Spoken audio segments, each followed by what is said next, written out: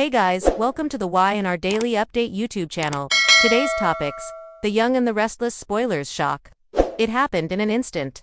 The kind of moment that stretches time and fractures reality, where breath freezes and instinct overtakes reason. Lily, unaware of the chaos that had erupted only moments before, walked into the stone corridor leading to the secluded garden maze. The air was thick with tension, something unspoken, invisible, but real. She sensed it before she saw it. The energy, the dread, and then she saw them. Carter, standing rigid, trembling slightly, one hand half inside his coat pocket. Kane, pale, lips parted in panic and chance, his eyes locked on Carter's every twitch. Lily's voice, calm but confused, slipped into the air like a match tossed into gasoline. "What's going on?" she asked, her brows furrowing. But before her mind could piece together the tableau before her, Carter's hand snapped out from his pocket, not with keys or a phone or anything benign, but with a black semi-automatic pistol, smooth and cold and all too real. In a flash, he lunged forward, wrapping one arm tightly around Lily's torso and pressing the muzzle of the gun against her temple. Her scream split the silence. "Whoa, whoa, whoa," Chance barked, his hands raising instinctively, his voice deep and steady, meant to disarm not just the weapon, but the desperation swelling inside Carter. "Carter, don't do this," Kane urged, stepping forward, eyes wide with disbelief. His voice laced with a trembling urgency that barely masked the betrayal. In his tone, "You're making this worse for yourself." But Carter's expression twisted with rage, his jaw clenched so hard it looked like it might shatter. "How can it get worse? Huh?" he snapped, his voice breaking. "Everything I did, every filthy, desperate thing, was for you." His eyes burned into Kane's. "And now you want to throw me to the wolves." The hand holding the gun trembled. The one gripping Lily tightened. "All of this because of her," Carter hissed, glaring at Lily like she was the epicenter of the collapse. "And now she gets to walk away, and I get locked in a cage." His voice cracked into something unhinged. "I'm not going to jail. I'll find my own way out." The world seemed to hold its breath. Every heartbeat in that maze thudded like war drums. Kane took another step forward. "You don't want to do this, Carter. I know you. You're not a killer." But Carter laughed short and sharp, like glass breaking. "Aren't I?" he sneered. "Because it feels like that's what I was made to be." He jerked Lily tighter. She gasped, fighting against the grip, but Carter pressed the gun harder to her skin, and she froze. Her eyes darted toward Kane, terrified. "I trusted you," Carter whispered harassingly to Kane, "and you let them come for me." Chance slowly began, shifting his stance, calculating his angle, looking for an opening, any opportunity. But Carter wasn't stupid. He had been in the shadows too long to miss a tactic like that. "Back off," he shouted, his arm trembling harder now. "Don't play hero, Chancellor. I'll take her with me if I have to. Don't test me." Then came the stillness. That deadly, unbearable calm that always precedes blood. For a moment, no one spoke. Kane locked eyes with Carter, seeing the fear behind, the madness. This wasn't just revenge. It was desperation. The raw kind that made men turn on their own shadows. Carter had been loyal once, more loyal than anyone deserved. He had cleaned up messes, buried secrets, protected Kane at every turn. But now that loyalty was weaponized, twisted into a noose he felt was tightening around his own neck. Carter had snapped. Then, just as Carter began backing away, dragging Lily toward the exit, Amanda's voice echoed in the distance, sharp and commanding. "Carter, stop. You don't have to do this." Her presence, unexpected and sudden, startled him. The distraction was small, but it was enough. Chance lunged. A shot fired, loud, deafening, slicing through the hedges and sky. Lily screamed as she fell to the ground, covering her ears while Carter stumbled, his arm grazed by the bullet. The gun knocked from his hand in a spray of blood. Kane dove toward Lily, shielding her with his body as Chance pinned Carter to the ground, wrenching his arms behind him. Screams turned into gasps, gasps into silence. The chaos ended not with another shot, but with the shuddering breaths of everyone left standing. Carter bled from the shoulder, his face pressed into the earth, whispering something incoherent. A mantra maybe, or a confession no one would understand. Later, as the sun began to sink behind the trees, and police sirens echoed faintly, Kane found Amanda standing near the edge of the estate, speaking quietly into her phone. Her voice was low, professional, detached. When she hung up, he approached her, eyes hollow. You called the authorities, he said, not accusing, but confirming. Amanda nodded. It was the right thing to do. Kane looked away, jaw clenched. Are they still here? She sighed. They just finished the final sweep. The bodies are being transported to the coroner's office now. He blinked as if waking from a dream. So, it's over. The case is closed, Amanda said, her tone softening. You're no longer a person of interest. Kane looked at her, searching her face for something. Relief perhaps, but all he saw was quiet resignation. And me? He asked almost childlike. Amanda didn't answer right away, because what could she say? That he was free. That this nightmare had ended. Or that something deeper had been broken. Something no police report or legal proceeding could ever fix, because even if Kane wasn't in handcuffs, even if Carter had been subdued, and even if Lily had survived, none of them would leave this place the same. Trust had been severed, bonds shattered, and beneath it all lay the ugly truth.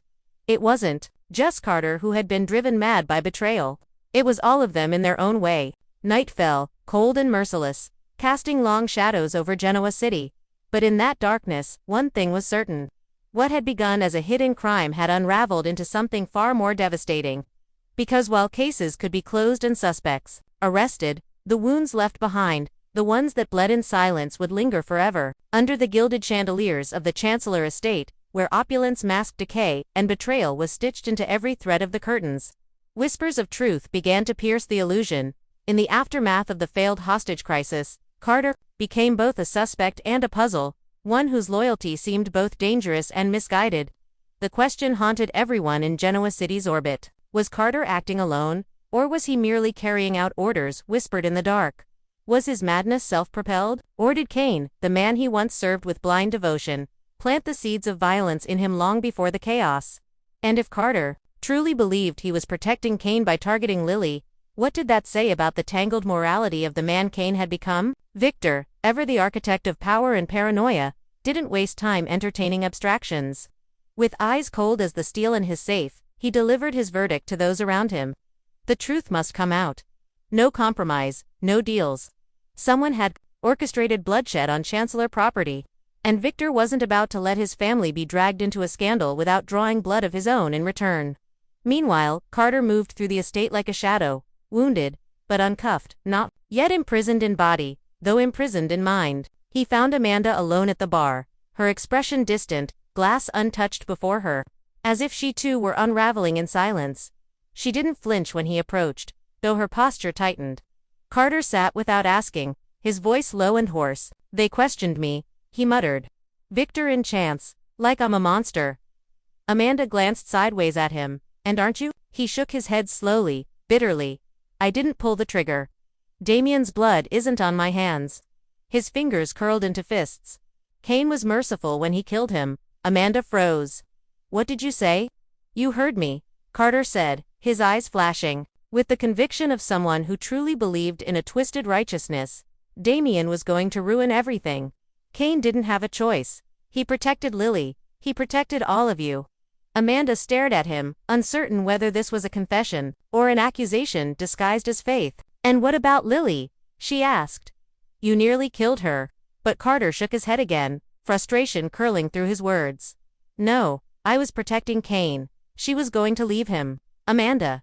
She doesn't see how much he's lost, how much he's sacrificed. As if summoned by fate or perhaps inevitability, Lily appeared. Then her presence was ice, cutting, measured, deliberate. She didn't yell, she didn't cry. She merely looked Carter in the eyes and said, "Don't speak for me." Then she turned her gaze toward Kane, who had just stepped into the room. Her stare was sharp enough to draw blood. "You disgust me," she said, voice calm and brittle as glass. Kane's shoulders tensed, but he said nothing. And with that, Lily walked out, not with fury, but with finality, a silence louder than any scream Carter could have imagined. In that moment, something inside him broke completely. Elsewhere in the estate, beneath polished marble and corridors, built on generations of legacy, another negotiation brewed. One far more perilous. Nikki, steel-eyed and unwavering, cornered Amanda with Lauren Baldwin at her side. The glamour of their surroundings could not disguise the stakes. "I'm willing to give up Chancellor," Nikki declared, the words heavy with consequence. Amanda blinked. "You're what?" "You heard me." Nikki said, "The company, the title, the power, it's yours. Transfer it to whatever foundation, trust, or legal entity you want." Her voice darkened. "But in exchange, I want MU." Nikki, steel-eyed and unwavering, cornered Amanda with Lauren Baldwin at her side. The glamour of their surroundings could not disguise the stakes.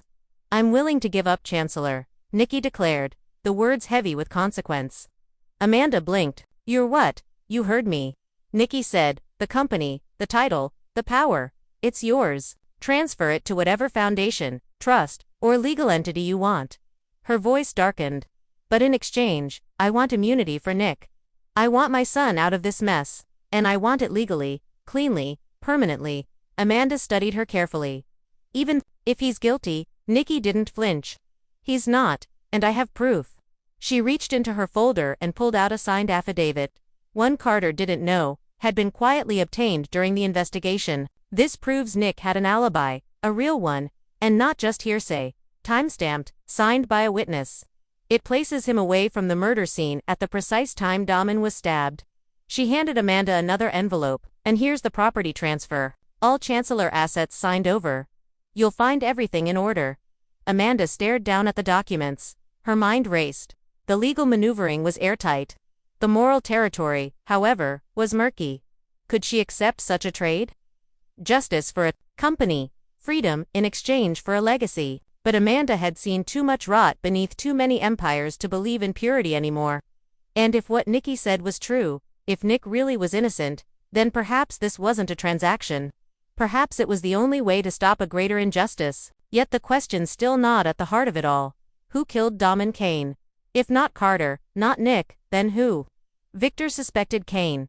He always had, but without a confession or evidence, suspicion alone would never bring closure. Carter's words about Kane being merciful were haunting, yes, but they were also ambiguous. Had Kane killed Damian out of necessity, or was it ambition masked as sacrifice? And if Amanda found the answer, would she bury it to protect Lily? Would she shield Kane, the man who had once pretended to be noble, but now stood at the heart of too many whispered lies?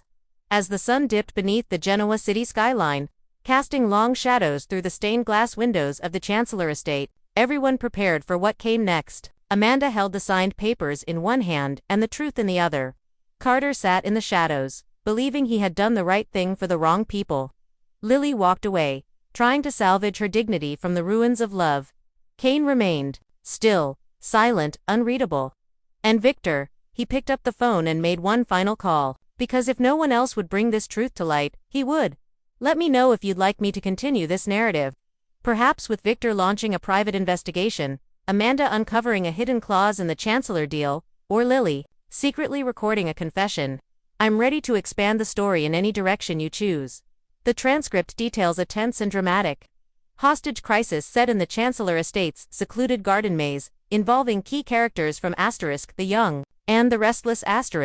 Carter, once a loyal protector of Kane, is driven to desperation and madness by feelings of betrayal and impending imprisonment.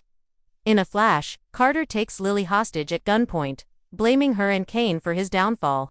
The standoff escalates, until a shot fired by chance wounds Carter, ending the immediate threat. The aftermath reveals fractured loyalties, buried secrets, and moral ambiguity within the Chancellor family and their inner circle. While Carter insists he acted to protect Kane, suspicions about Kane's own involvement in a murder linger. Meanwhile, Nikki offers a high-stakes deal transferring the Chancellor Company in exchange for legal immunity for her son Nick, whose innocence is supported by newly presented evidence. The narrative closes on unresolved questions of truth, justice, and betrayal, with Victor preparing to take decisive action to uncover the real story behind the violence and deceit that have shattered the family. Highlights Carter's hostage crisis with Lily shocks everyone, exposing deep fractures in trust. The tension escalates quickly, culminating in Chance shooting Carter to save Lily. Nikki offers to transfer the Chancellor Company in exchange for immunity for her son Nick, complicating the pursuit of justice. Suspicion falls heavily on Kane regarding the murder of Damian, raising questions about his true character. Lily breaks away from Kane with a cold finality, signaling the end of their relationship. Victor vows to uncover the truth, unwilling to let the scandal damage his family without retaliation. The story ends on a note of moral ambiguity. highlighting the complex loyalties and betrayals within Genoa City's elite. Key insights. Hostage crisis as a catalyst for revealed truths. Carter's desperate act of taking Lily hostage serves as the breaking point for long tensions and betrayals within the Chancellor family.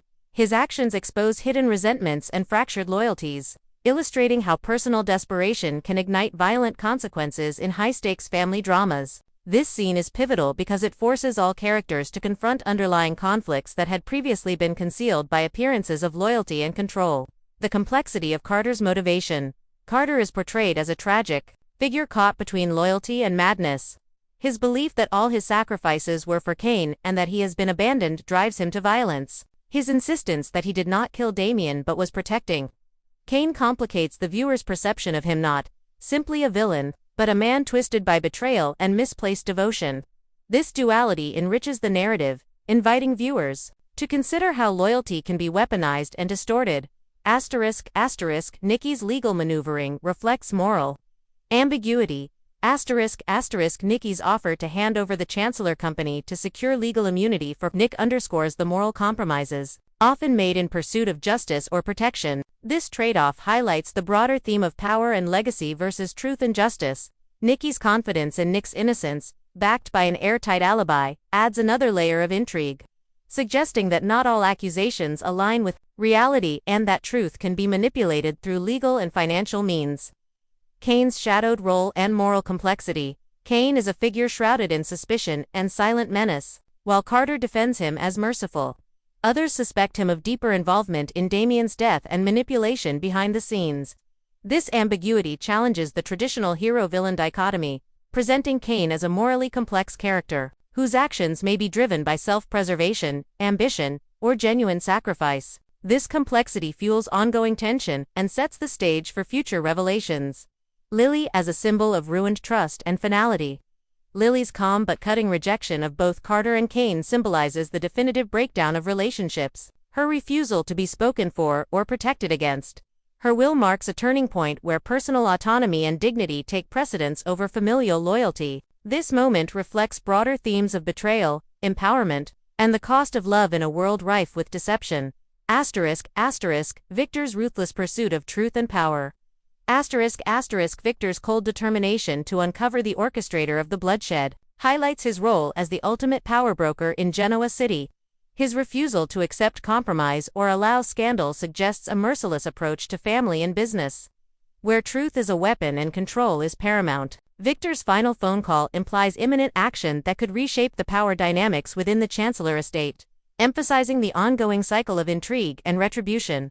The lingering impact of trauma beyond legal closure. The narrative makes clear that even with arrests and legal resolutions, the emotional and psychological wounds inflicted by the crisis will endure. The characters' fractured trust and shattered bonds illustrate how trauma transcends the immediate violence, affecting relationships and identities long after the case is closed.